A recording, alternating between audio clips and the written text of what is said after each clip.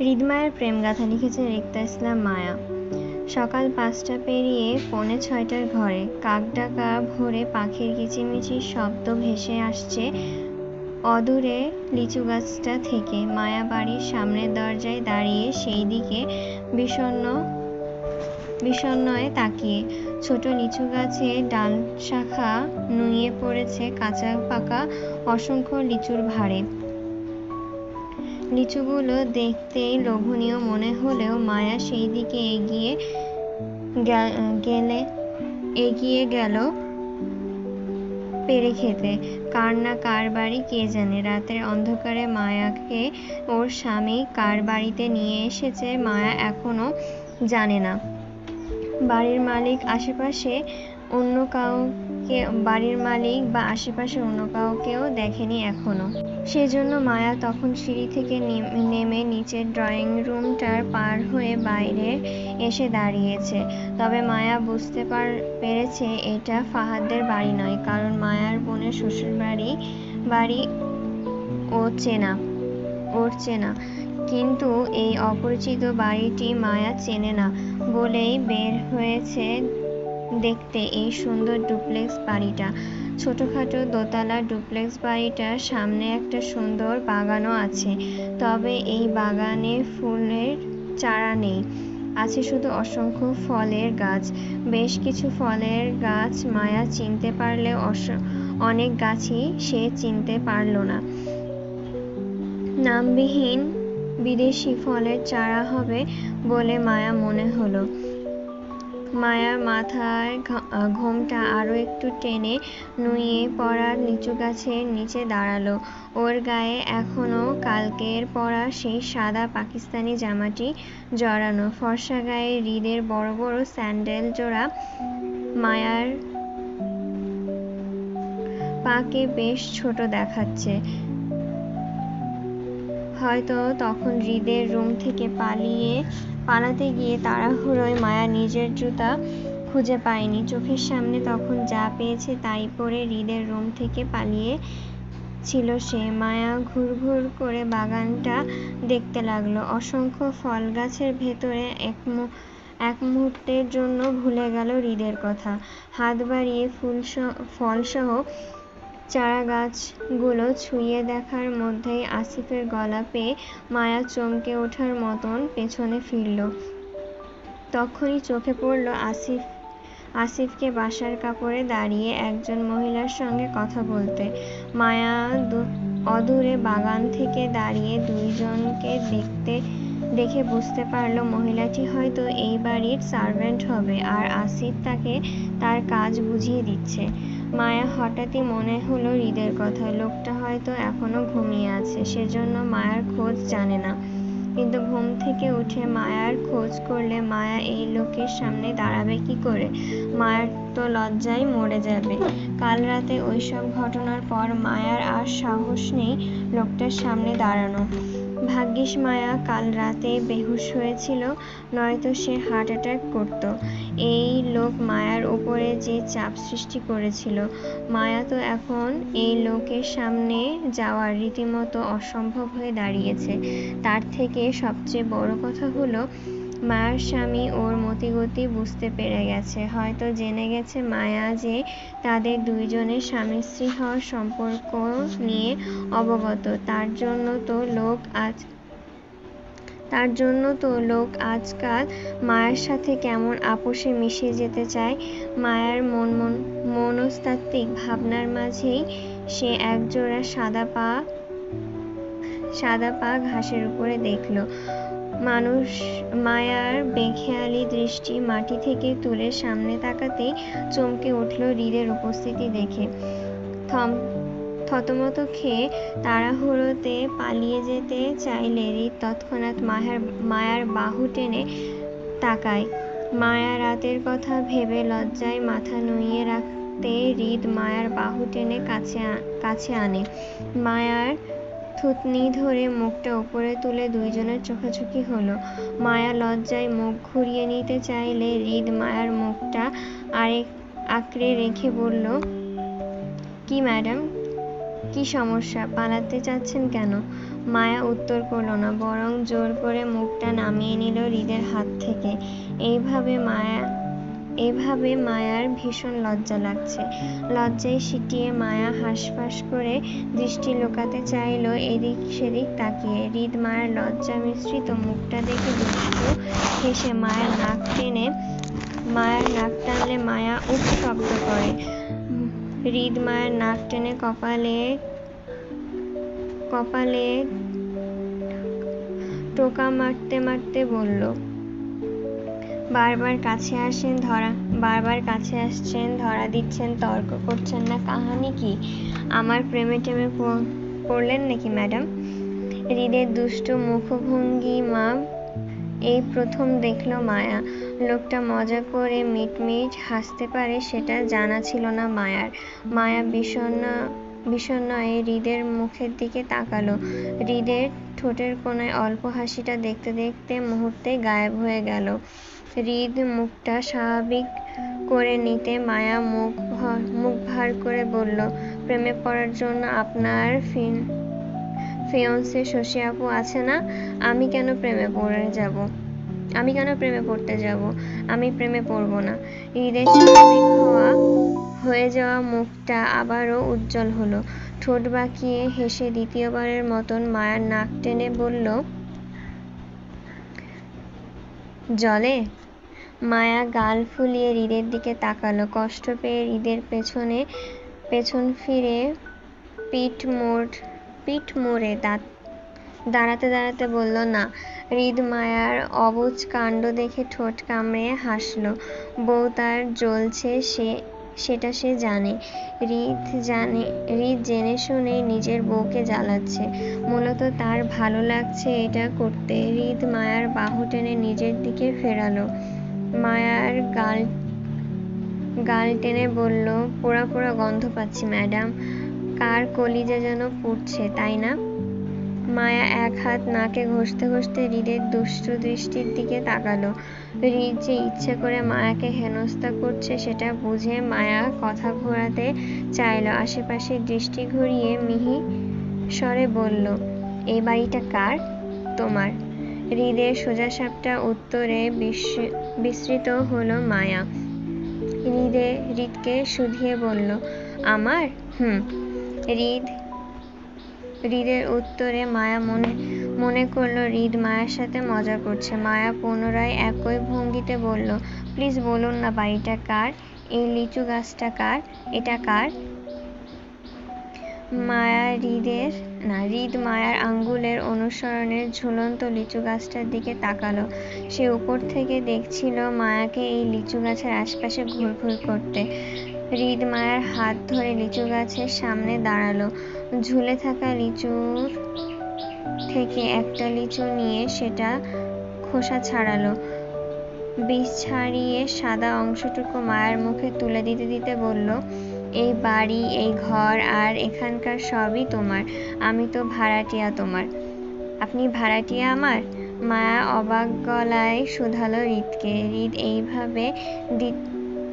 একইভাবে দ্বিতীয় লিচুটা গাছ থেকে পেড়ে খোসা ছাড়িয়ে মায়ার মুখে তুলে দিতে দিতে সম্মতি দিয়ে বলল, মায়া মুহূর্তে খুশি হয়ে গেল, কারণ সে হৃদের ইঙ্গিত বুঝতে পেরেছে। তাই হৃদ যে এই বাড়ির মালিক সেটা বুঝতে বাকি নেই মায়ার স্বামী এই বাড়ির মালিক হলে মায়া তো তার বউ, তাহলে সে মালকিন হবে, এটাই স্বাভাবিক। আর এজন্য হয়তো হৃদ মায়াকে এই বাড়ির মালিক বলে সম্বোধন করেছে। মায়া লজ্জা মিশ্রিত মুখে খুশি হয়ে গেল। হৃদ মায়ের মুখের দিকে তাকিয়ে আরো একটা লিচু মায়ের মুখে তুলে দিল।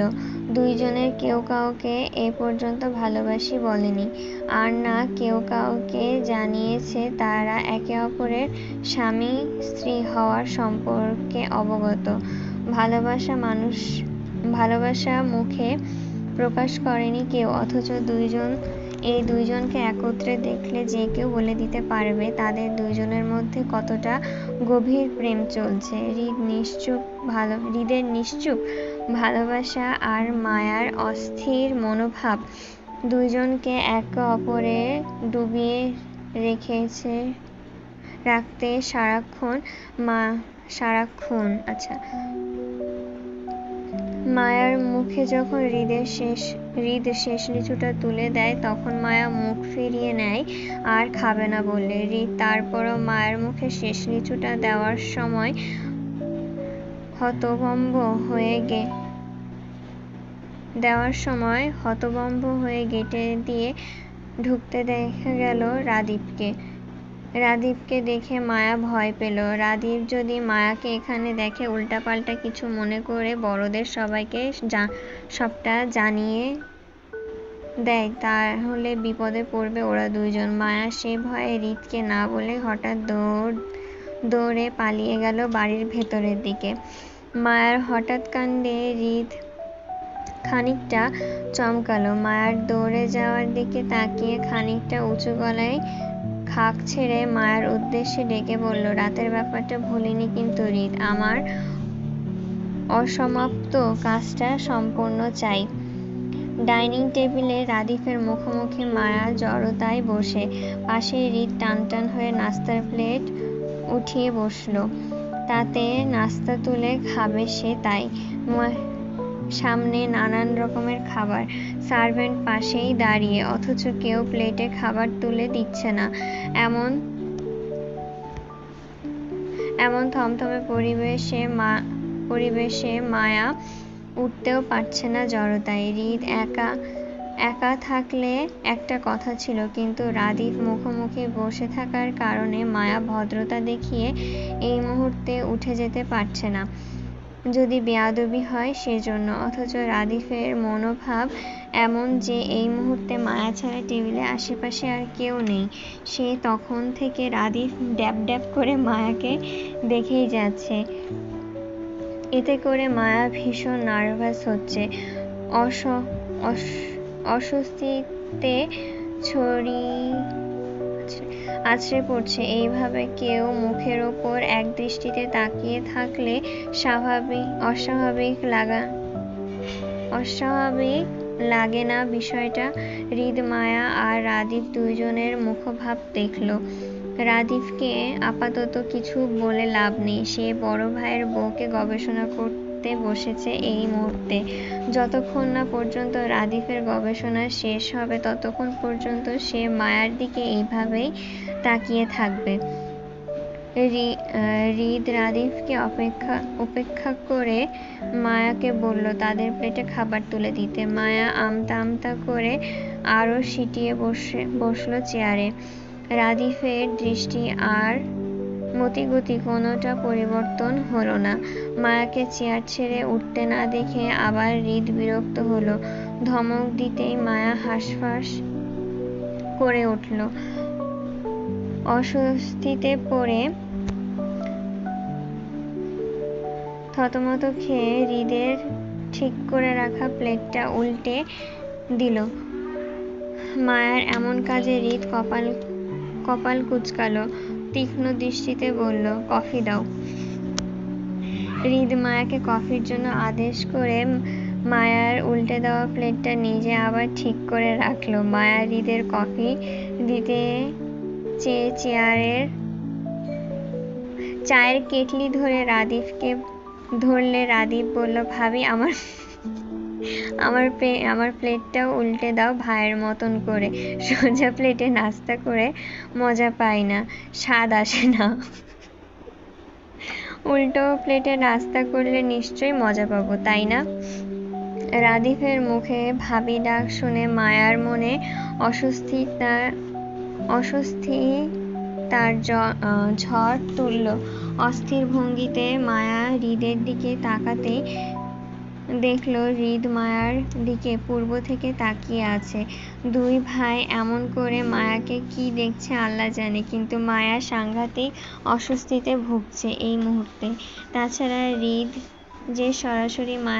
রাদীপ যে সরাসরি মায়াকে ভাবি ডাকছে তাতে হৃদ বাধা দিচ্ছে না, বরং চুপ করে নীরব সম্মতি জানাচ্ছে। হৃদের নিশ্চুপ সম্মতি আর রাদিফের সরাসরি ভাবি ডাকায় মায়ার ভেতর থেকে অস্থির হয়ে উঠল। সবকিছু গুলিয়ে ফেলে এলোমেলো কাজ করতে লাগলো। খালি চায়ের কাপটা হৃদের দিকে এগিয়ে দিতে দিতে বলল, আপনার রুটি লে হালুয়া। হৃদ মায়ের হাতে খালি চায়ের কাপটার দিকে তাকিয়ে সেটা নিজের হাতে নিয়ে বিষণ্ণই বলল, এটা রুটি? মায়া হৃদের হাতের দিকে তাকিয়ে অস্থির ভঙ্গিতে লজ্জিত হলো। কি করবে ভেবে না পেয়ে তাড়াহুড়োয় হৃদের হাত থেকে খালি কাপটা ছিনিয়ে নিয়ে সামনে রেখে রাদীপ সিরিয়াস গলায় বলল, ভাবি আমাকেও ভাইয়ের মতন এমন রুটি দিন। লজ্জা, ভয়, অস্থিরতা একত্রে ঘিরে ধরল মায়াকে। রাদীপ যেন সেসব আরো বাড়িয়ে দিচ্ছে, বারবার ভাবি ডেকে আবদার করে মায়া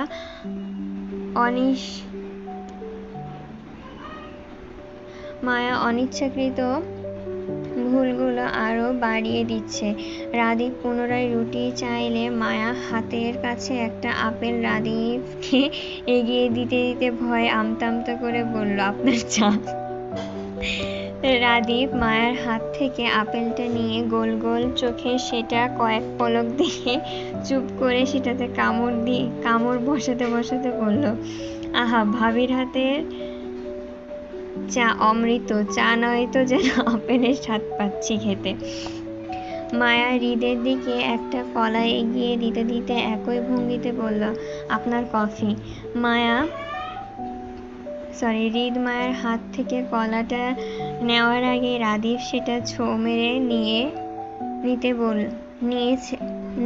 নিতে বলল, ভাবি, ভাইয়ের তোমার কফি খাওয়ার দাঁত নাই, আমার আছে 34টা। এই যে দেখো, এই জন্য আমি তোমার কলা ফ্লেভারের কফিটা খাই, কেমন? সকাল 9:45, তপ্ত রোদে উজ্জ্বল ধরণী। এই সাত সকালে হৃদের কাজ থাকার কথা, অথচ সে কাজ ফেলে এই সাত সকালে ড্রাইভিং সিটে বসে। পাশে রাদীপ চকচক মুখে বসে, মায়া দুই ভাইয়ের মাঝে পেছনের সিটে কাচুমাচু করে বসে। আপাতত সে হলো একজন আসামির ন্যায়। ওকে হৃদ যেথায় নিয়ে যাচ্ছে মায়াও সেথায় যাচ্ছে। এই সকালে নাস্তার টেবিলে কত কিছুই না হলো। মায়া লজ্জা আর অস্থিরতায় ভুলভাল কাজ পর্যন্ত করলো, অথচ এখন মায়ার ফাহাদের বাসায় মুক্তা আর জুয়ের সাথে থাকার কথা। কাল রাতে থেকেই মায়া ওই বাড়ি থেকে নিখোঁজ। নিশ্চয়ই সবাই টেনশন করছে মায়ার জন্য, কিন্তু হৃদ মায়াকে না ওই বাড়িতে নিয়ে যাচ্ছে আর না ওই বাড়ির সম্পর্কে কিছু বলছে। মায়া টেনশনে নিজের বোনের শ্বশুরবাড়িতে যাবে বলে এই নিয়ে বেশ কয়েকবার আর্জি জানিয়েছিল হৃদকে, কিন্তু কাজ কিছুই হলো না। হৃদ মায়ার কথা কানে তো তুললই না, উল্টো মায়াকে বগলধাবা করে কোথায় যেন নিয়ে যাচ্ছে এই সকালবেলা। মায়া হৃদকে কিছু বলতে পারছে না বলেই চোখ ফেটে কান্না আসছে ওর টেনশনে। মনে চাচ্ছে হাউমাউ করে কাঁদতে, কিন্তু মায়া তাও করতে পারছে না রাদীফের জন্য। সকাল থেকে অলরেডি মায়া অদ্ভুত সব কাজকাণ্ড করে ফেলেছে। এখন নতুন করে আর কিছু ঘটাতে চায় না, নয়তো দেখা গেল রাদীফ মায়ার হাউমাউ চিৎকারে কান্না দেখে বলে বসলো, ভাবির কষ্ট আমার কষ্ট, আমিও তোমার মতন কান্না করতে চাই। তখন বিষয়টা আরো লজ্জাজনক হয়ে যাবে মায়ার জন্য। এমনিতেই রাদীপ সকাল থেকে শুধু মায়াকে দেখে যাচ্ছে। রাদীপের ড্যাব করে তাকানোতে মনে হচ্ছে মায়া কোনো মানুষ হতেই পারে না। মায়া হলো দুনিয়ার অষ্টম কোনো আশ্চর্য পদার্থ, যেটা রাদীপ খান জীবনে প্রথম দেখে ভীষণ বিস্মিত হয়ে আছে। তার থেকে সবচেয়ে ইতস্তত ব্যাপার হলো মায়া কাল রাত থেকে একই ড্রেস পরে আছে। গায়ের জামাটাও এখন নোংরা নোংরা লাগছে মায়ার কাছে। অথচ এই দুই ভাই কেমন টিপটাপ সেজেগুজে আছে, যেন নতুন জামাই সেজে মায়াকে নিয়ে কোথাও একটা যাচ্ছে তারা। আল্লাহ জানে মায়াকে কোথায় নিয়ে যাচ্ছে তারা। এদিকে মায়া বাড়ির জন্য টেনশন হচ্ছে। মায়াকে ফাহাদের বাড়িতে না পেয়ে নিশ্চয়ই ওই বাড়িতে হাঙ্গামা লেগে গেছে। হৃদের সাথে মায়ার অবাধে চলাফেরাটা যদি কারোর কানে যায়, তাহলে বিশ্রী একটা কাণ্ড ঘটে যাবে বোনের শ্বশুরবাড়িতে। মায়া মনস্তাত্ত্বিক চিন্তাধারার মধ্যে রাদিফ সামনের সিট থেকে পেছনে ঘুরে মায়াকে দেখল টেনশন করতে। দুষ্টু রাদিফ মায়ার ভয়ে আরো বাড়িয়ে দিতে দিতে বলল, ভাবি তুমি আমাদের আম্মুকে চেনো? দেখেছো কখনো সরাসরি? রাদিফের কথায় মায়ার ভয়ে কাঁচুমাচু মুখটা তুলে তাকালো রাদিফের দিকে। সঙ্গে সঙ্গে চোখাচোখি হলো দুইজনের। মায়া ভয়ে মাথা নাড়িয়ে অসম্মতি জানালো রাদিফকে যে সে কখনোই সরাসরি দেখেনি। মায়ার কথায় বেশ সিরিয়াস হলো রাদিফ, যেন সে মায়ার এই উত্তরটা পাওয়ার আশায় ছিল। মায়া রাদিফের হঠাৎ পরিবর্তন মনোভাব দেখেই বুঝল রাদিফ মায়াকে এই মুহূর্তে বেশ সিরিয়াস কিছু বলতে চায়। হৃদ সামনে ড্রাইভিং সিট থেকে স্টিয়ারিং ঘোরাতে ঘোরাতে তীক্ষ্ণ দৃষ্টি তুলে রাদিফকে এক পলক দেখে তাকালো মিররের দিকে। সেদিকে মায়া ভয়ার্থ মুখটা দেখা গেল। রাদিফ তক্ষুনি সিরিয়াস গলায় বলল, ভাবি শোনো, আমাদের আম্মু কিন্তু অনেক রাগী মানুষ, বুঝলে? হৃদ ভাই থেকেও রাগী। এতটা রাগী যে আমাদের আম্মু যখন রেগে মেগে আগুন হয়ে যায়, তখন আম্মুর কপাল দিয়ে দুটা আগুন শিং বের হয়। তুমি সাবধানে থেকো ভাবি, আমাদের আম্মু নতুন মানুষ দেখলেই শিং দিয়ে গুঁতো মারে। তবে তুমি তো তার বড় ছেলের বউ, সেই সুবাদে তোমাকে ছেড়ে দিলেও দিতে পারে। I don't know. আসলে তোমার আমাকে নিয়ে অনেক চিন্তা হচ্ছে, বুঝলে? এই অল্প সময়ের মধ্যে আমার তোমাকে অনেক মনে ধরেছে। তোমাকে বড় ভাবির চোখে দেখি। এখন তুমি যদি আম্মুর শিঙের গুঁতো খেয়ে হসপিটালে পড়ে থাকো, তাহলে আমার ভীষণ দুঃখ পাবো। এর জন্য আমি তোমাকে সাবধান করতে চাইছিলাম ভাবি। তুমি আম্মুকে রাগ দিয়ে কোনো কাজ করো না, কেমন? আম্মুর সাথে দেখা হলে তুমি সোজা আম্মুর পা ধরে শুয়ে পড়বে। আসলে আমাদের আম্মু লম্বা লম্বা সালাম পছন্দ তো, তাই ছোট ছোট সালাম করলে আম্মু কেমন রেগে যায়। আমি আর হৃদ ভাই তো আম্মুকে সবসময় লম্বা লম্বা সালাম করেই এসেছি। তুমি এখন নতুন মানুষ, তাই তুমিও আমাদের মতন লম্বা লম্বা সালাম করবে, কেমন? রাদিফের কথায়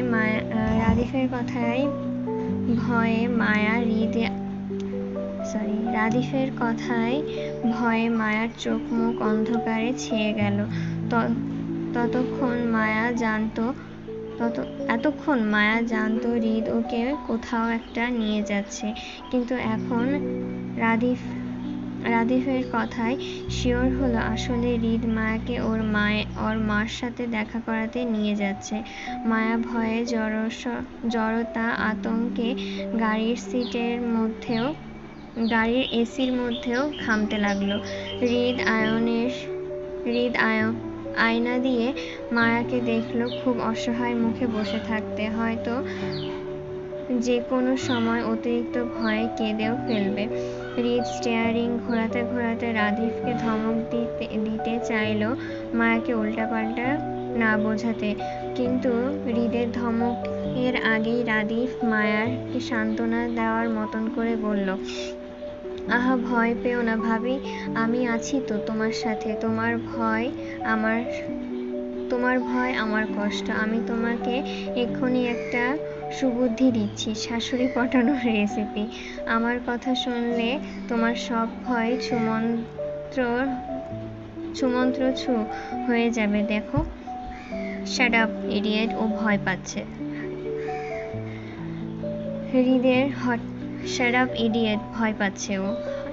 হৃদের হঠাৎ ধমকে মায়া ভয়ার্ত মুখে চমকে উঠল। রাদিফ মায়াকে ভয় পেতে দেখে বিরক্ত চোখে ঘাড় ঘুরিয়ে হৃদের দিকে তাকিয়ে বলল, দিলে তো ভাবিকে ভয় পাইয়ে ভাই। এমনি ভাবি আম্মুকে নিয়ে টেনশনে আছে। কই তুমি ভাবিকে একটু সাহস দিবে, তা না করে উল্টো ধমকে দিচ্ছ।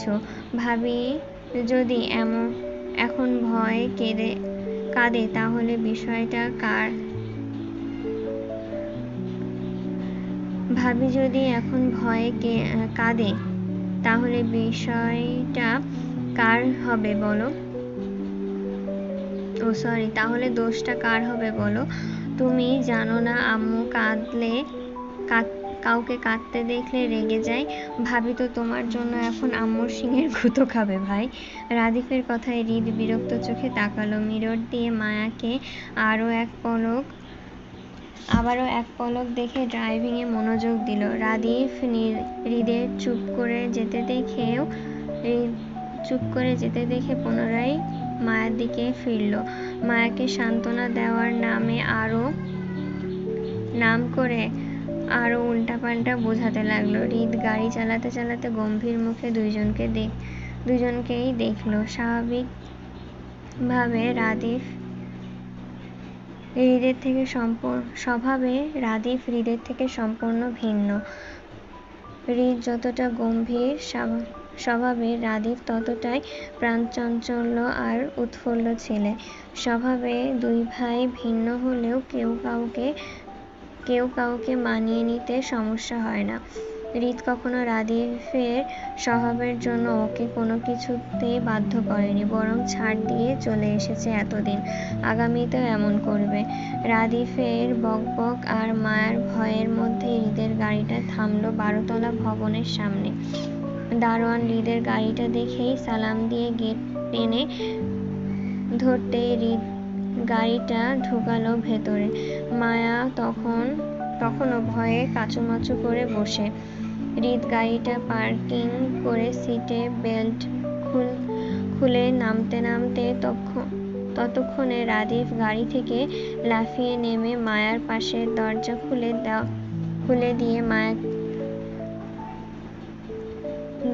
খুলে দেয় মায়াকে নামতে। অপরিচিত পরিবেশে মায়া বেশ ভয়ার্ত মুখে গাড়ি থেকে নামল। আশেপাশে তাকাতে দেখল বিশাল বড় বড় দালান কোঠা মাথার উপর দাঁড়িয়ে থাকতে। ঢাকা শহরে অলিগলি সম্পর্কে মায়ার তেমন ধারণা না থাকায় বুঝতে পারল না সে এই মুহূর্তে কোথায় আছে, হৃদ ওকে কোথায় নিয়ে এসেছে। তবে আগ বাড়িয়ে হৃদ বা রাদিফকে জিজ্ঞাসা করবে সেই সাহসটা পর্যন্ত পাচ্ছে না ও। ভয়ে মায়ার কলিজা শুকিয়ে একটুখানি হয়ে আছে। হৃদ মায়াকে গাড়ি থেকে নামতে দেখে নিজের হাতের কোটটা মায়ার দিকে এগিয়ে দিতে দিতে বলল, আমরা এখন গুলশান 1-এ আছি। এই বিল্ডিংয়ের 6th ফ্লোরে আমার মা থাকেন। তোমাকে ওনার সাথে দেখা করাতে নিয়ে আসলাম, চলো। হৃদের গায়ের কালো কোটটা মায়া নিজের হাতে নিল ভয়ে কাঁচুমাচু করতে করতে। হৃদ মায়ার ভয়ে বুঝেও না বোঝার মতন করে সামনে হাঁটল। রাদিফ মায়ার পাশে দাঁড়াতে ফিসফিস গলায় বলল, ভাবি সাবধান থেকো, আমার কিন্তু ভয় হচ্ছে তোমাকে নিয়ে।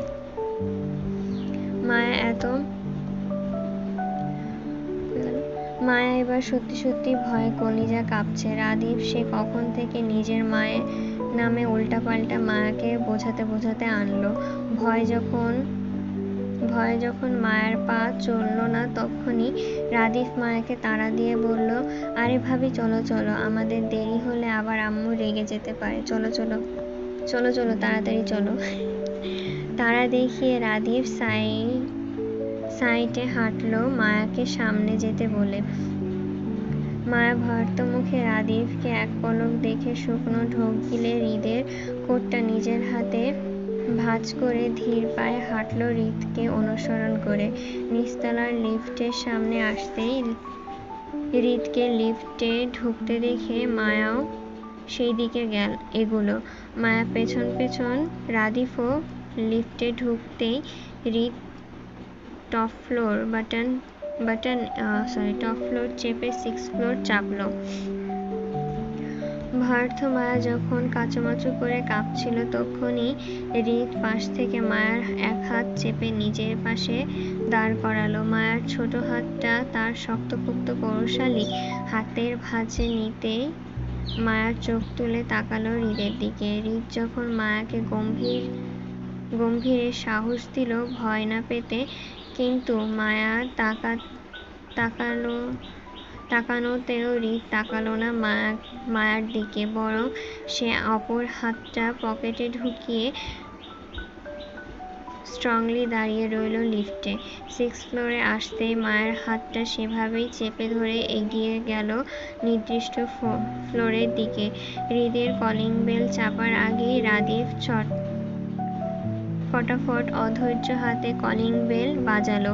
মিনিটের মাথায় দরজা খুলে দাঁড়ালো 22-23 বছরের যুবতী কাজের মেয়ে তনি। কালো গঠনের মেয়েটা দেখতে চমৎকার। দরজা ধরে দাঁড়িয়ে হৃদ আর রাদিফের সঙ্গে মায়াকে দেখে তৎক্ষণাৎ গলা ফাটিয়ে চিৎকার করে ছুটল ফ্ল্যাটের ভেতরের দিকে। ম্যাডাম গো, বড় ভাইজান ভাবি লইয়া আইছে, দেখা যান।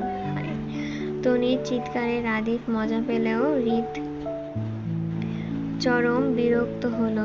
সেইভাবেই মায়া ভয়ার্থ মুখটার দিকে এক পলক তাকাতেই ঢুকলো ভেতরে।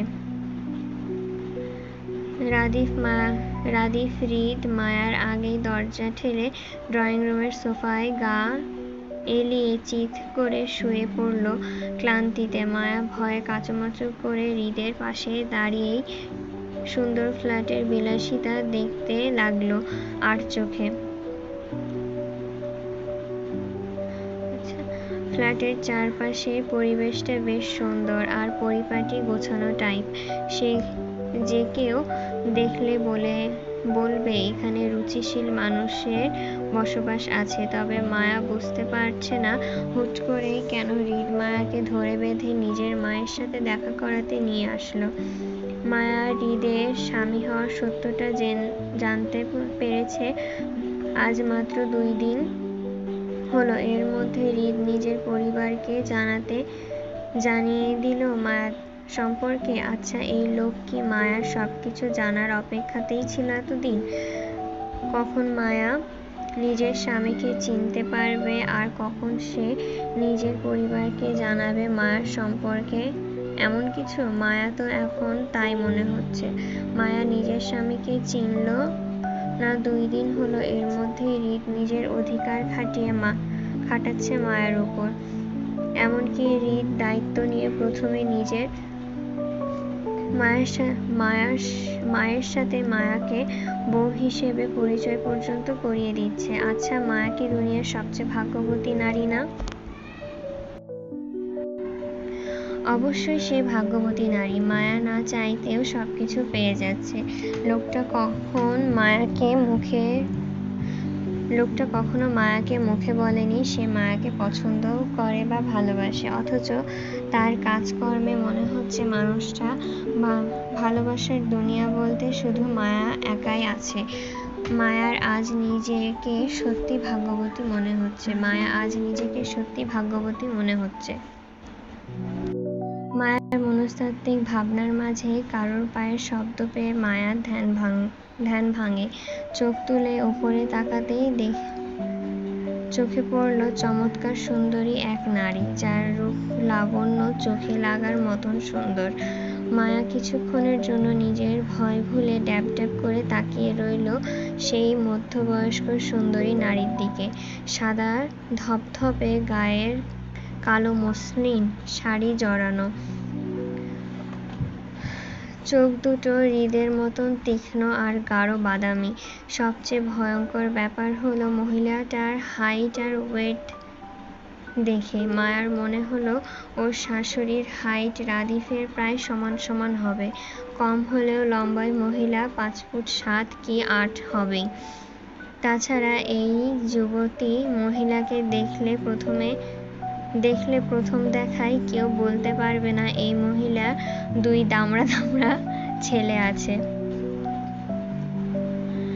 বাপরে, কি ভয়ঙ্কর ব্যাপার স্যাপার।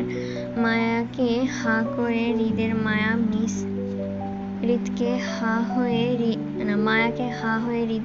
মিস সুফিয়ার দিকে মায়া হা হয়ে হৃদের মা মিসেস সুফিয়ার দিকে তাকিয়ে থাকতে দেখে এগিয়ে আসলো সুফিয়া বেগম। গোছালো শাড়ির সাথে বাম হাতে ঘড়ি পরা ওনার, ডান হাতে চিকন একটা ডায়মন্ডের চুড়ি। বাম হাতের ঘড়িটার সময় দেখতে দেখতে সুফিয়া বেগম তীক্ষ্ণ গলায় বলল,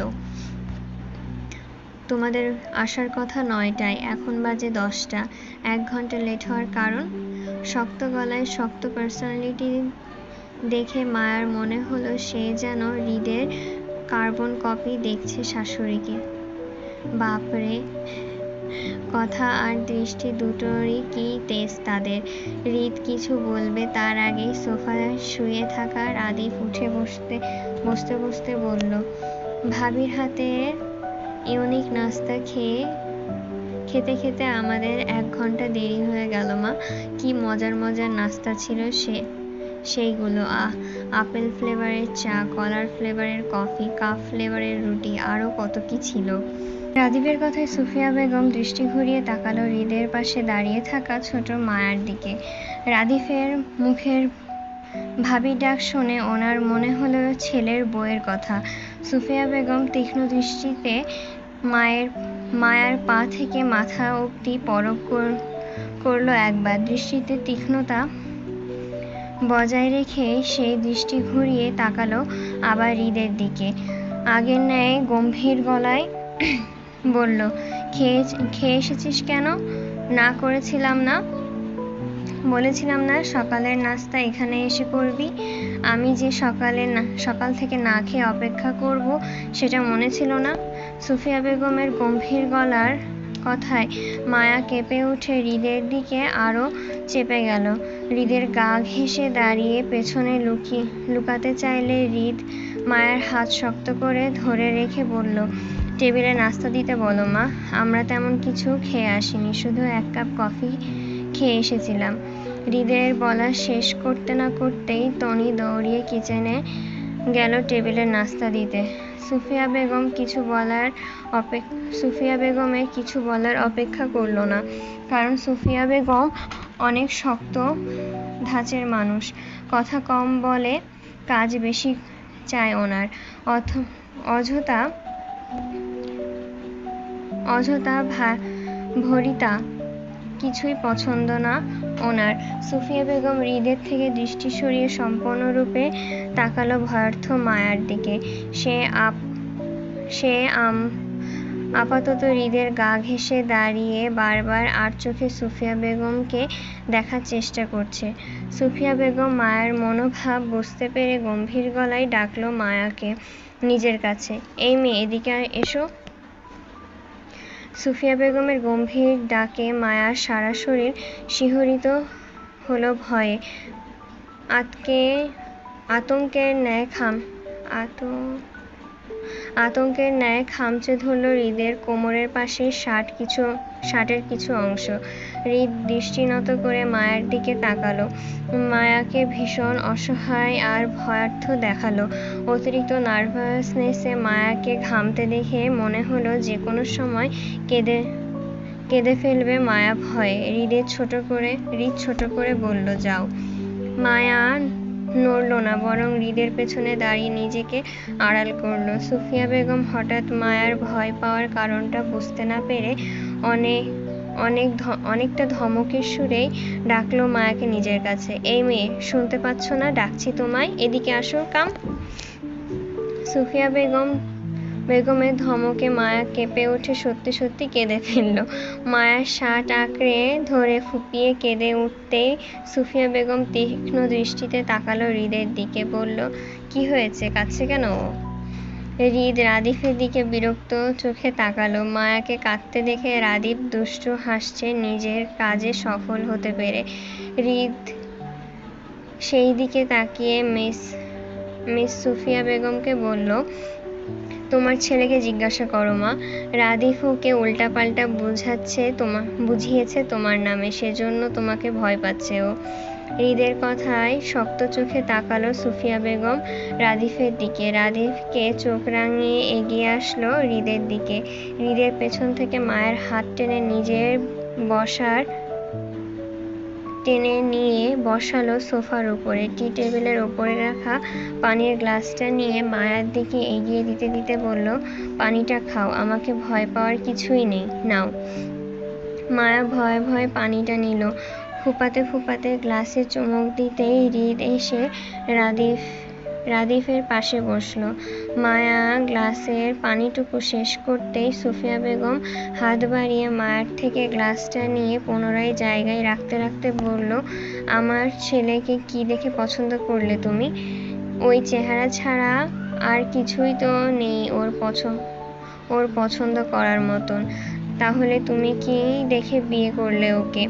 আমার ছেলের চেহারার প্রেমে পড়লে নাকি?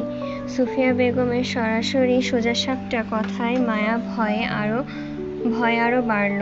মা ছেলে দুইজনেই এক, কথার তেজ আর আচরণে মানুষকে ঘায়েল করতে সক্ষম। মায়া কোনো রকমের মাথা নাড়িয়ে অসম্মতি দিতে দিতে বলল, না। চেহারার প্রেমে পড়নি বলছো? তাহলে কিসের জন্য বিয়ে করলে আমার ছেলেকে? ও তো সুবিধার মানুষ নয়। সুফিয়া বেগমের সোজাসাপটা কথায় মায়া ভয়ে আরো বাড়ল। মা ছেলে দুটোই এক। এটা হয়ে গেছে, সরি, এটুকু হয়ে গেছে। সুফিয়া বেগমের গম্ভীর কণ্ঠে আর তীক্ষ্ণ দৃষ্টিতে মায়ের গলা শুকিয়ে এলো। তৃষ্ণায় গলায় আর ভয়ে চোখে মুখে তুলে তাকালো সুফিয়া বেগমের দিকে। শক্ত শাশুড়ির কঠিন প্রশ্নের উত্তরে মায়াকে কি দিতে হবে এই মুহূর্তে জানা নেই। মহিলাটি এমনি ভীষণ লম্বা। মায়া সোফায় বসে মুখ তুলে ওপরে তাকাতে তাকাতে ওর ঘাড় বেঁকে যাচ্ছে। চতুর সুফিয়া বেগম মায়ার নীরব অসুবিধাটা বুঝেই চট করে বসে গেল মায়ার সামনে। মায়া চমকালো, ভরকালো, ভয়ে আরো সিটিয়ে গেল সোফায়। সুফিয়া বেগম মায়ার পাশাপাশি সোফায় না বসে বরং মায়ের মুখোমুখি টি টেবিলের ওপরে বসল, তাও কিছুক্ষণ আগে মায়ার দিকে বাড়িয়ে দেওয়া পানির গ্লাসটা সরিয়ে। সুফিয়া বেগমের হঠাৎ বসার ধরনে মায়ের কলিজা ধড়াস করে উঠল আতঙ্কে। শুধু কথাই নয়, মা ছেলে বসাবসিতেও যেন একই রকম ধাঁচ রাখে। ভয়ার্থ মায়া খালি মস্তিষ্কে ভাবতে বসলো, মা ছেলের মধ্যে কে কাকে কপি করে আসলে? হৃদ খান নিজের মাকে কপি করে, নাকি মা নিজের ছেলেকে কপি করে বেড়ায়, কোনটা? দুটো মানুষের কথার তেজ, আচরণ কিভাবে একই হয়? মায়া তো এতদিন শুধু নিজের স্বামীকে সামলাতে নিয়ে টেনশন করত, কিন্তু এখন তো দেখছে কাহিনী উল্টো। শুধু ছেলে নয়, শাশুড়িও টেনশনের পাল্লায় তুলতে হবে। বাপরে, মায়া এমনি আধপাগল মানুষ দুটোকে কিভাবে সামলাবে? পান থেকে চুন খুসলেই স্বামীর নাকের ডগায় দম নিয়ে চুন থেকে পান খসতেই স্বামীর নাকের ডগায় দম নিয়ে আসে মায়ার। এখন আবার কঠিন শাশুড়ির পাল্লায় পড়ল ও। শেষ। মায়ার জীবন ফ্রিতে শেষ হয়ে গেল। এই মা ছেলে মিলে মায়াকে কথার দাপটে পিষে মেরে ফেলবে। রোজ। মায়া ওর কঠিন শাশুড়ির দিকে তাকিয়ে অসহায়ত্ব বোধ করল। বুক ফাটা আর্তনাদে কান্নাটা গলায় আটকে ভয়ার্থ মুখে তাকালো কিছু দূরে বসে থাকা রাদীফের পাশে হৃদের দিকে।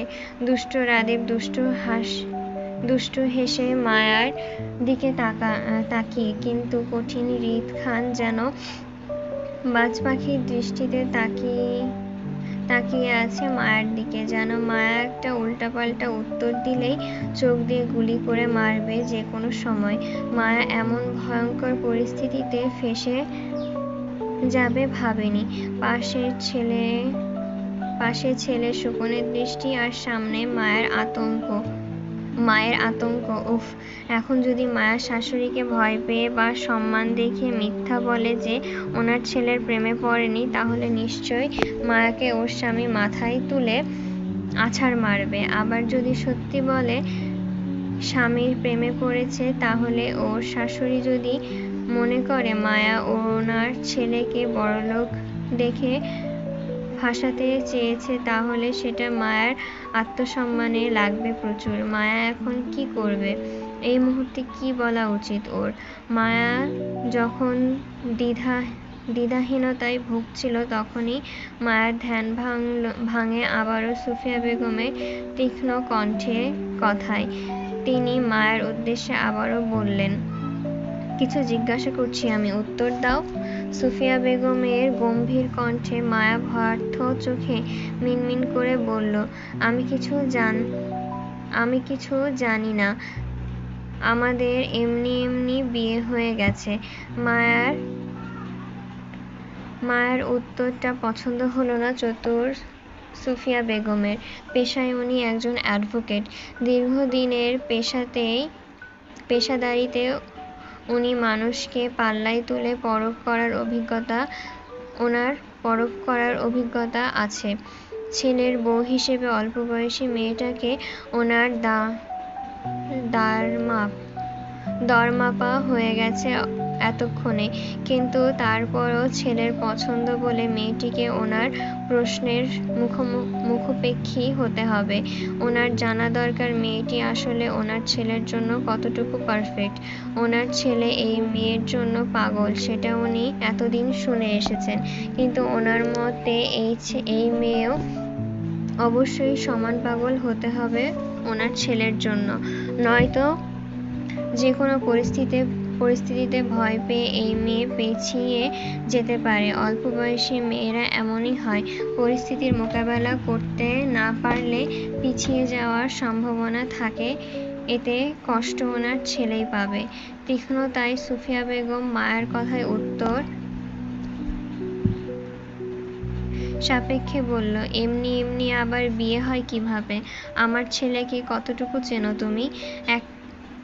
ওর ক্রিমিনাল মাইন্ডের প্রখরতা সম্পর্কে তোমার একরত্তিও জানা নেই। এখন তুমি যদি আমাকে বলো আমার ছেলের সাথে তোমার বিয়েটা এমনি হয়ে গেছে, তাহলে সেটা আমি কিভাবে বিশ্বাস করব বলো? ছেলে জন্ম দিয়েছি আমি, আমার জানা আছে আমার পেটের সন্তান কেমন। আমি যতটুকু জানি আমার ছেলে জীবনে কোনো কিছুই এমনি হয় না। যেমন ধরো, গায়ের পোশাকটা যদি প্রপার সিলেক্ট করে সে পরে, তাহলে জীবন সঙ্গীকে কি কোনো চিন্তা ভাবনা ছাড়াই এমনি এন্ট্রি দিয়ে দিবে ওর জীবনে?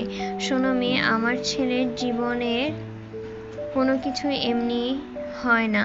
তুমিও যে ওর জীবনে অনাকাঙ্ক্ষিত কেউ নও সেটাও নিশ্চিত থাকো। তোমাকে ওর জীবনে জড়ানোর পেছনে নিশ্চয়ই আমার ছেলের সলিড কোনো কারণ পাবে, যেটা হয়তো তুমি জানো না, কিন্তু আমি আমার ছেলেকে চিনি। এখন তুমি আমার কথা শোনো। আমার যতটুকু মনে হচ্ছে আমার ছেলের সাথে তোমার বিয়েটা সম্পূর্ণ তোমার জন্য অনাকাঙ্ক্ষিত ছিল, আমার ছেলের জন্য নয়। এখন তুমি যদি চাও তাহলে আমার ছেলের সাথে সেপারেশন করতে পারো। আমি তোমার ডিভোর্সের ব্যবস্থা করে দিতে পারি। I am a lawyer. বুঝতে পারছো, আমি একজন উকিল মানুষ। আমার মাত্র 1 ঘন্টা লাগবে তোমার ডিভোর্সের বিষয়টা হ্যান্ডেল করতে। সো আমার ছেলেকে ভয় না পেয়ে নির্ভয়ে বলো কি চাই তোমার।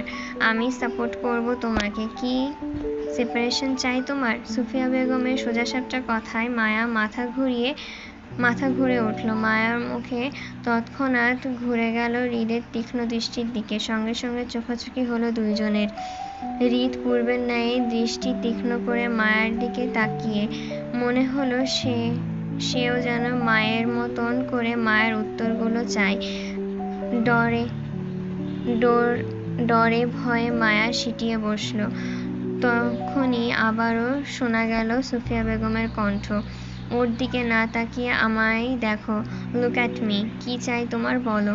সুফিয়া বেগমের কথায় দুষ্ট রাদিফও হেসে তাল মিলিয়ে বলল, আরে ভাবি, ভাইকে ভয় পেও না, আমরা সবাই তোমার দলে, বুঝলে? তুমি নির্ভয়ে বলো তোমার কি চাই। আমার উকিল মা কিন্তু 1 ঘন্টার ভেতরে চট করে তোমার সেপারেশনের ব্যবস্থা করে দফা-রফা করে দিতে পারবে। তারপর আমি না হয় তোমাকে তোমার দুলাভাইয়ের বাসায় ড্রপ করে দিয়ে আসবো। হৃদ ভাই তোমাকে কিছু বলার সুযোগ পাবে না। তুমি বলো তুমি কি চাও। মায়ের কোলের উপরে হৃদের কোটটা 2 হাতে দুমড়ে মুচড়ে কলিজা চেপে ধরার মতন করে সিটিয়ে বসল। মায়ের মনে হলো সে কঠিন কোনো পরীক্ষা দিতে বসেছে এই মুহূর্তে, যে প্রশ্নপত্রের একটা উত্তরও জানা নেই মায়ার। ভারার্থ মায়া এসির মধ্যেও কপালের ঘাম কার্নিশ বেয়ে পড়ছে। 2 হাতের মুঠোয় হৃদের কোটটা মুচড়ে ধরে কম্পিত গলায় বলল, আমার কিছুই চাই না। কি চাই না ঠিক করে বলো। আমার ছেলে চাই না বলছো? সুফিয়া বেগমের কথায় তাল হারিয়ে মায়া তাড়াহুড়োয় বলল, না মানে কি চাই না? না চাই, আমার এই বিয়েটা চাই। আপনার ছেলেকেও চাই, মা হিসেবে আপনাকেও চাই, ভাই হিসেবে রাদীপ ভাইকেও চাই, দাদা দাদি সবাইকে চাই আমার এক পরিবারের। মায়ের কথা শুনে হৃদের কঠিন দৃষ্টি নরম হলো। যেন এতক্ষণ দম ধরে বসেছিল মায়ার কখন উল্টাপাল্টা উত্তর দিবে, আর সে চট করে মায়াকে মাথায় ওপরে তুলে আছাড় মারবে। হৃদ গা এলিয়ে সোফায় বসতেই সুফিয়া বেগমের হৃদের নমনীয়তা তীক্ষ্ণ দৃষ্টিতে পরখ করে মায়ের নত মস্তিষ্কের দিকে তাকিয়ে বলল, আর একবার ভাবো, চাইলে সময় নিতে পারো। হৃদকে ভয় পেলে আমাকে আলাদাভাবে বলতে পারো। আমার ছেলের সাথে থাকতে হবে এমন কোনো জোরাজুরি নেই। Choice is yours. থাকতে না চাইলে? সুফিয়া বেগমের কথার মাঝে মায়া মিনমিন গলায় বলল, আমার সময় লাগবে না ম্যাম, আমি ওনার সাথেই স্বেচ্ছায় থাকতে চাই। মায়া নিজেকে কেমন নির্লজ্জ মেয়ে মনে হলো। নিজের স্বামী সংসার সে কেমন একাই ঠিকঠাক করে ফেলছে পরিবার ছাড়াই। নিশ্চয় মায়াকে ওর শাশুড়ি লোভী মেয়ে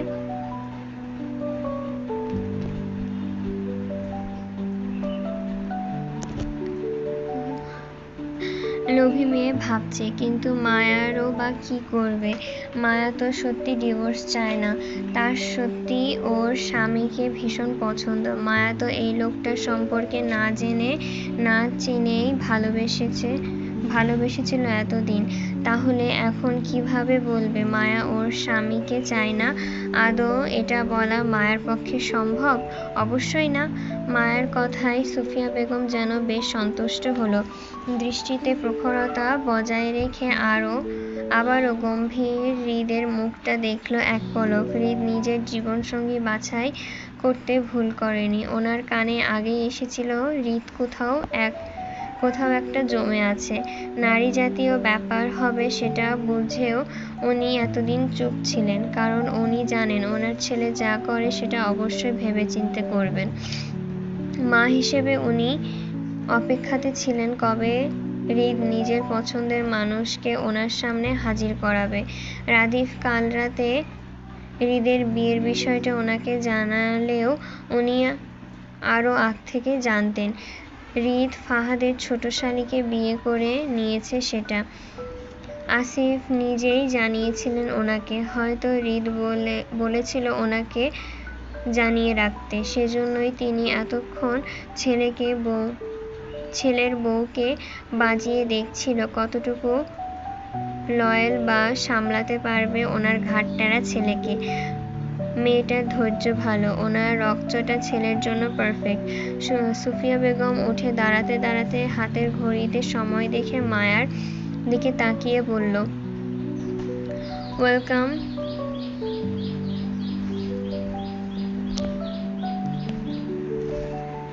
welcome my home and our life.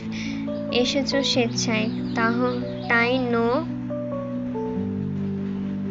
তাই নো ম্যাটার কোন পরিস্থিতিতে তুমি আছো বা ইন ফিউচারে কোন পরিস্থিতিতে পড়তে পারো,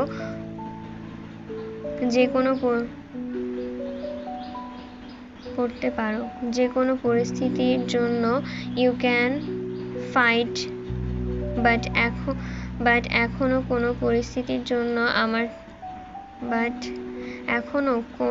পরিস্থিতির জন্য আমার ছেলেকে ছেড়ে যাওয়ার অজুহাত দেওয়া যাবে না, মনে রেখো। আর তোমাদের বিয়েটা যেহেতু হয়ে গেছে, তাই আমার ছেলের সাথে তুমি ঢাকায় শিফট হয়ে যাও। তোমার পরিবারের সাথে আমি কথা বলবো এই বিষয় নিয়ে। তোমার বয়স কম বা সংসার সামলানোর জন্য তুমি সুইটেবল নাও, এইসব অজুহাত দেওয়া যাবে না। বাকি রইল তোমার পড়াশোনার ব্যাপারে। তাহলে বাংলাদেশের সবচেয়ে বেশি ঢাকায় পড়াশোনার মান ভালো। তাছাড়া আমাদের পরিবারের সবাই হাইলি এডুকেটেড। তোমার পড়াশোনায় আমাদের সাপোর্ট শতভাগ পাবে। বলতে পারো তোমার হাতে ধরে আমরা তোমাকে শিক্ষিত বানাবো। এখন বলো, আছে কোনো অসম্মতি? সুফিয়া বেগমের কথায় মায়া কোনো কিছু চিন্তা ভাবনা না করে নত মস্তিষ্কে মাথা নাড়িয়ে সম্মতি দিল, যার অর্থ ওর কোনো অসম্মতি নেই কোনো কিছুতেই। সুফিয়া বেগম মায়ার সম্মতি পেয়ে আবারও বলল, ভেরি গুড, এখন চলো খাবার ঠান্ডা হচ্ছে। রাদীপ, তোমার ভাবিকে নিয়ে টেবিলে যাও, আমার হৃদের সাথে কথা আছে। গো। জি মা। মায়ের আদেশে রাদীপ বাধ্য ছেলের মতন উঠে দাঁড়ালো। শাশুড়ির আদেশ পেয়ে মায়াও জড়তা পায়ে উঠে দাঁড়ালো। রাদীপের পেছন পেছন ডাইনিং পর্যন্ত এগোতে এগোতে ভাবল, সে ছাতার মাথা খাবে এমন চাপ সৃষ্টিকারী পরিবেশে বসে। খিদায় মায়ার পেট চুচু করলেও শাশুড়ি নামক আতঙ্কে ওর পেট থেকে গলা পর্যন্ত শুকিয়ে কাঠ। মায়ের মনে হচ্ছে সে এই মুহূর্তে পানি পর্যন্ত খেতে পারবে না শাশুড়ির সামনে বসে। সবকিছু কেমন উল্টি করে বেরিয়ে আসবে। মায়ার মনস্তাত্ত্বিক ভাবনার মাঝে ড্রয়িং রুমের সামনে দাঁড়াতেই রাদীপ হেসে একটা চেয়ার টেনে দিল মায়াকে বসতে। মায়া অস্থির দৃষ্টিতে রাদীপকে দেখে বসতে গেলে তৎক্ষণাৎ বাধা দিল রাদীপ। মায়ের হাত থেকে হৃদের কোটটা নিতে নিতে পুনরায় মায়াকে চেয়ারে বসিয়ে আশ্বস্ত করল। মায়া চেয়ারে বসতে রাদীপ পুনরায় ড্রয়িং রুমের দিকে গেল হৃদের কোটটা রাখতে। সে সুযোগে তনি মায়াকে একা পেয়ে মুখ খুলল।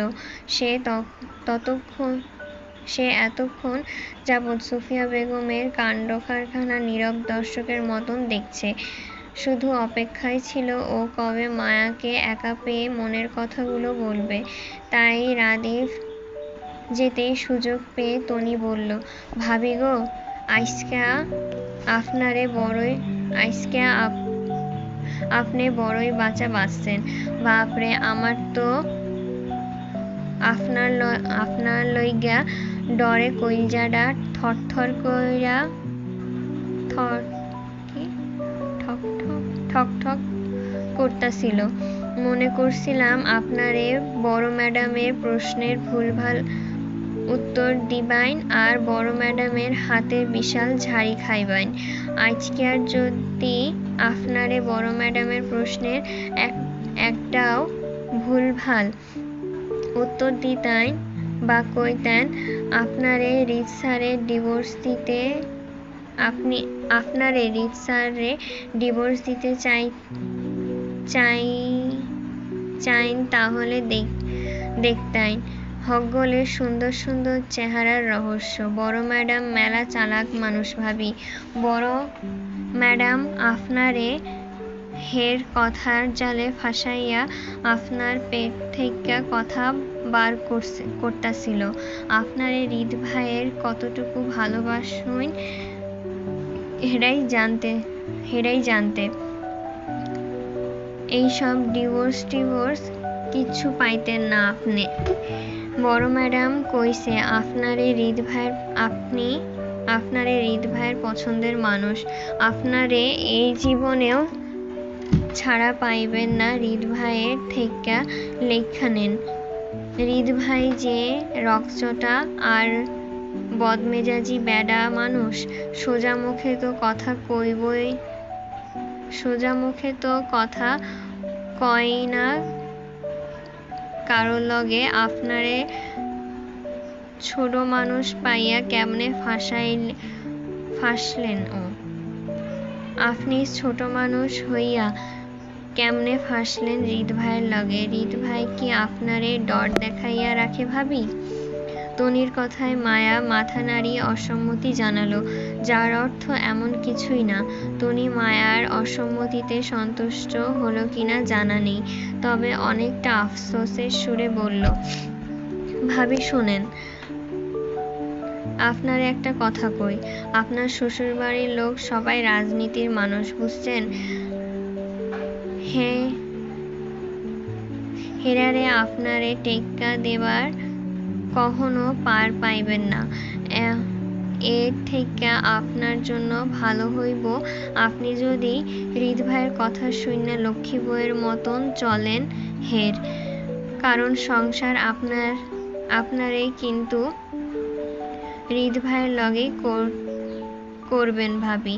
আপনার শ্বশুর শাশুড়ি দাদা দাদি সবাই আলাদা আলাদা বাড়িতে থাহে, রাদীপ ভাই থাহে বিদেশে। হেতে কথা বাদ দেন। আপনার শ্বশুর শাশুড়ির মধ্যে কঠিন ক্যাচাল আছে, বুঝলেন ভাবি? জামাই বউ মনে হয় আজ 15টা বছর ধইরা একলগে থাহে না। কেউ কারোর মুখও দেখাদেখি করে না। পরিবারের অনুষ্ঠানে দুইজনের একজনও আপনার উপস্থিত পাইবেন না। দুইজনের এত মন কষাকষি, তারপরও একজন আরেকজনের ডিভোর্স দেয় না। মূল কথা হইল আপনার শ্বশুর শাশুড়ির জন্য আপনার শ্বশুরবাড়ির সবাই বিচ্ছিন্ন আর আলাদা আলাদা বাড়িতে থাহে। আমি এখানে কাম করি 9 বছর ধইরা, কিন্তু আজ পর্যন্ত জানতে পারলাম না কি লইয়া ঝামেলা বড় ম্যাডাম ওনার জামাইয়ের লগে। এই বিষয়ে কেরও অনুমতি নাই কোনো প্রশ্ন করার। আপনি হৃদ ভাইয়ের বউ হয়তো হৃদ ভাই আপনারে কিছু না কিছু কইতে পারে ভবিষ্যতে, তবে আমার কথা মাইনেন ভাবি। জীবনে আর যাই করেন না বেলা হৃদ ভাইয়ের কষ্ট দিয়েন না কিন্তু, তাহলে আপনারে বা আপনার পরিবারের কেউ আস্ত থাকবেন না ভাবি। হৃদ ভাই হইল বড় ম্যাডামের জান। হৃদ ভাই যদি কোনো কিছু লইয়া কষ্ট পায়, তাহলে বড় ম্যাডাম হের শ্বশুরবাড়ির মানুষরে ছাড় দেয় না, আমি দেখছি। এজন্যই আপনারে এত জেরা প্রশ্ন করছিল বাজাইয়া দেখার লইগ্যা। আপনার উত্তরে সবাই সন্তুষ্ট, এর লেগে পরিবেশ এখনো ঠান্ডা দেখছেন। নয়তো একটা ভুলভাল উত্তর করতেন, তাহলেই দেখতেন এই মুহূর্তে আপনার ওপর দিয়া ঝড় তুফান টলতো,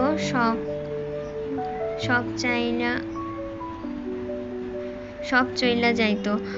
আমি তো পারি না এই চাকরিটা ছাইড়া ছুঁইড়া যাইতাম, কিন্তু এত ভালো টেহার চাকরি আমি এই ঢা শহরে আর পামু না দেইখা এই লাইগা চাকরিটা আমি ছাড়তে পারি না। সারাদিন শুধু বড় ম্যাডামের লইগা 2 বেলা রান্না করতে হয়, সকালের নাস্তা আর রাতের খাউন। দুপুরের ম্যাডাম কোটের ভেতরেই বইয়া খান। সারাদিন আমি অবসরে বইসা বইসা টিভি দেখি আর মাসের শেষে মোটা অঙ্কের টাহা গুনি। নয়তো বড় ম্যাডামের মতন কঠিন রাগী মহিলা বাড়িতে কে কাম করত? আমি টনি তো মইরা গেলেও করতাম না। বাপরে, আপনার শাশুড়ির চাহন দেখলে আমার কলিজা কাঁপে। বুঝি না আপনার শ্বশুর এই মহিলারে কি দেইখা বিয়াটা করছিল। নিশ্চয় বড় ম্যাডামের রূপ দেইখা আপনার শ্বশুর পাগল হইছে, নয়তো এমন কঠিন মানুষরে আবার কেউ বিহা করে নাহি। আমি তো জীবনও করতাম না। টনির দীর্ঘ কথায় মায়ার গালে হাত রেখে টনির কথা মনোযোগ সহকারে শুনছিল। টনির সব কথাই মায়ার মাথায় ঢুকেছে, কিন্তু মায়া বুঝল না টনি মায়ার কাছে ওর শ্বশুর বাড়ির নামে বদনাম করলো নাকি সুনাম। মায়া টনির আফসোসরত মুখটার দিকে তাকিয়ে বলল, আপনি কি সবার নামে সুনাম করলেন নাকি বদনাম? যদি একটু বলতেন আপু। মায়ের কথায় টনি আবারও হতাশ হলো। হাতের প্লেটগুলা চেয়ারের সামনে সাজাতে সাজাতে ফের আফসোস করে বলল, আমি তো বদনাম করতে চাইছিলাম ভাবি, কিন্তু ওদের ব্যক্তিত্ব খালি আমারে কনফিউজ করে। আমি না ভালো কইয়া ওদের চালাইতে পারি, আর না মন্দ কইয়া দোষ দেখাইতে পারি। কেমন শক্ত মানুষ ওরা। ওদের দোষ বের করতে গেলেও নিজের কেমন কইরা জানি সুনাম বের কইরা ফেলি। ওদের মায়ায় ফাঁসলে জীবন দফা-রফা ভাবি, একদম শেষ। জীবনে হাইস্যা দুইটা কথা কইতো না ওরা, আর না নরম ব্যবহার করতো কখনো। এরপরেও ওরা মানুষের কেমনে কইরা জানি নিজেদের মায়ার জালে আটকায়া রাহে ভাবি, আল্লাহ জানে। আমারে দেহেন ভাবি, হেই প্রথম থেইকাই এই চাকরি করমু না, চইল্লা যামু কইরা আজ 9টা বছর পার করলাম। অহন আমি নিজের বড় ম্যাডামের ফেলাইয়া 2 দিনের লাইগা গ্রামের বাড়ি যাইতে মন চায় না। আমি চইল্লা গেলে যদি ম্যাডামের অসুবিধা হয় এহি লেগিয়া। অথচ বড় ম্যাডাম আমারে আজও আপন কইরা লইতে পারল না। কেমন রোবটের মতন চলাফেরা করে, আমার লগেও ঠিক কইরা কথা কয় না। মায়া টনির সুন্দর মুখটার দিকে তাকিয়ে অল্প হাসল। টনির মুখে নিজের শ্বশুরবাড়ির সম্পর্কে বদনাম শুনেও কেমন জানি শান্তি লাগছে। মায়ার ঘাড় বেঁকে তাকালো পেছনে। দেখা গেল মা ছেলে 3 জনই কিছু নিয়ে মনোযোগ সহকারে আলোচনা করছে। রাদিফকেও বেশ সিরিয়াস ভঙ্গিতে দাঁড়িয়ে থাকতে দেখলো এই প্রথম। মায়ার মনে হলো এই মানুষগুলো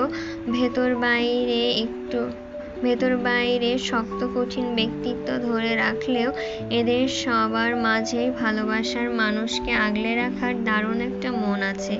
এই যেমন মায়া নিজের স্বামীর পরিচয় জানার পরপরই হৃদ কেমন নিজ দায়িত্বে পরিবারের সঙ্গে দেখা করাতে নিয়ে আসলো মায়াকে।